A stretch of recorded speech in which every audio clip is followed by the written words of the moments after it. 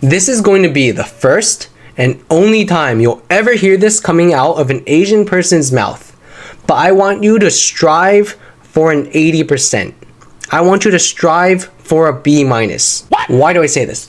First of all, most of us, myself included, am not even at an 80% mark yet in all aspects of our life. For example, are you at an 80% in health, in fitness, in your finances, in your job, in your studies? Most of us probably aren't even at that B minus level in all aspects of our life. So just strive for a B minus, and once you're at that B minus, once you're at that 80% mark, then you can try to hit 85%, 90%, 95%, 100%. But why do I say this? So I wanted to talk about a rule called the 80-20 rule.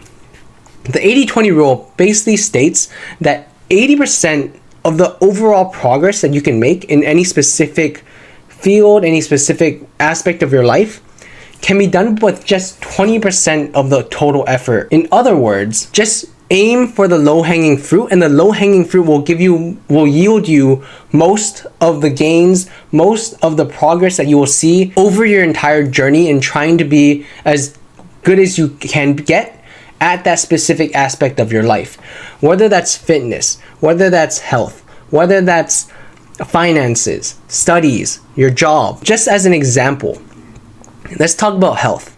So throughout social media, throughout YouTube, TikTok, Facebook, random articles and blogs you see on Google and whatever, you see these people that are fixated on like the most peripheral, that it messes, oftentimes it's true, like it's accurate information, but they're so fixated, they're adding so much emphasis on just this one little aspect, where most of the people, those people, they don't even sleep 8 hours a day. They for breakfast, lunch, and dinner, they're eating gummy bears and jelly beans. With health, it really boils down to eat good, sleep good, exercise occasionally, and then you'll get 80% of the way there. Most of the time, that's the case.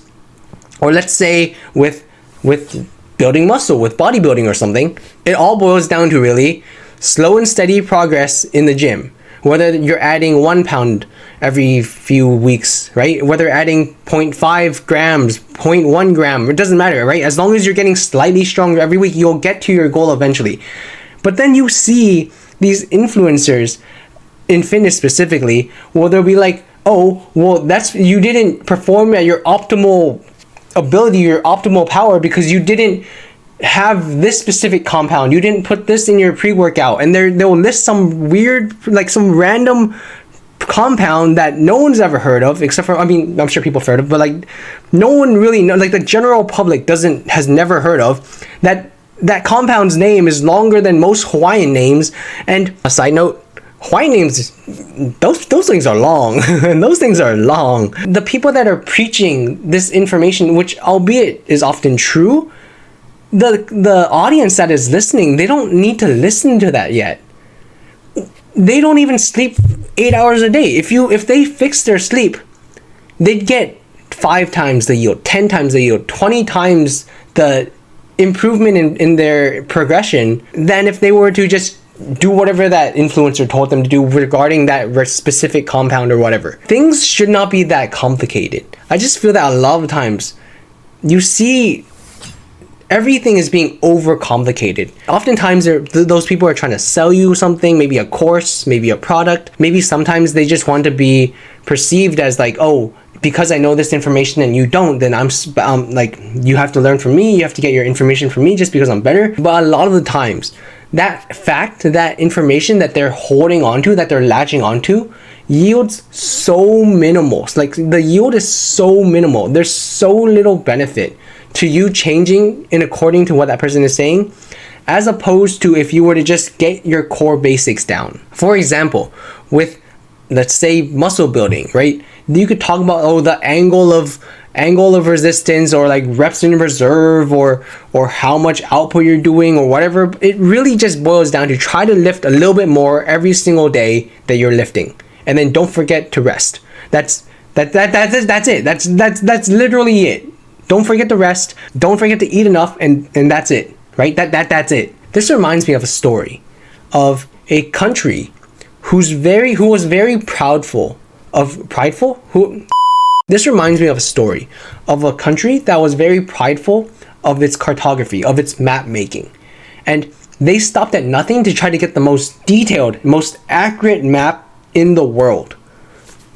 So much so that their maps became a one-to-one mapping of the map to what the map was supposed to represent. If you don't realize, that is completely useless. That means that the map has to be as big as the thing that it represents. How would that be? If you had a map of California be the size of California, your map is useless. Right? So this is the same thing. When like there's people are trying to bombard you with so much information, so much data, but really it just boils down to a few things that you have to navigate, a few things that you have to get correct, and then you'll get the overall gist, right? Once you get to that point, once you get to 85%, 90%, 95%, like 97%, then maybe you can optimize. But right now, just work on the stuff, just work on getting good.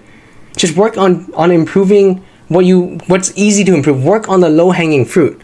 And once you do get to 90%, once you do get to 95%, once you do not get to 97%, you might not even want to get to 100%. There's an influencer, a rich influencer on social media. His name is Brian Johnson, who's trying to basically become immortal.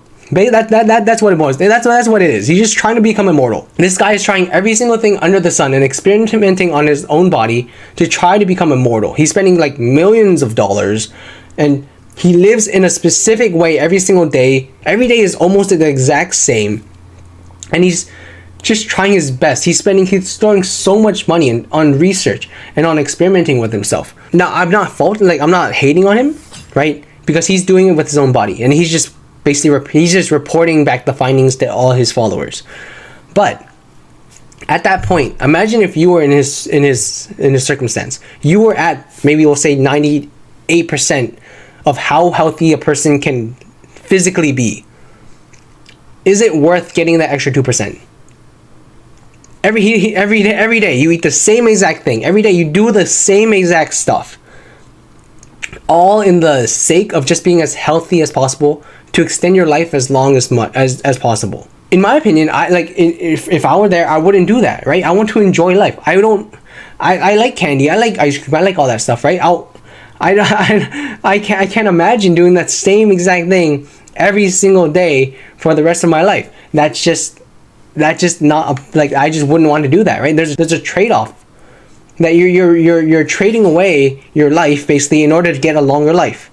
Right? At that point, you're trading quality over quantity. But if that's the case, then why are you focusing on that 1 or 2% that he's focusing on when you're not even at 97%? You're back here at 50%. Focus on the things where you throw in a little bit and then you get a lot back, right? Focus on the things that have a high rate of return,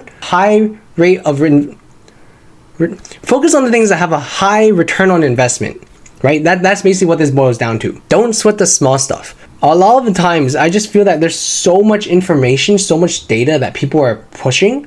It might not just be one channel. You're getting information from left, right, up, down, east, west, north, south.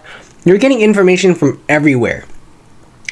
That they're all telling you that it might be true, right? Everything that you're hearing might be true, but how much benefit does that actually give you, right? As opposed to just sleeping more, or as opposed to just eating a little bit more fruits, vegetables, and protein.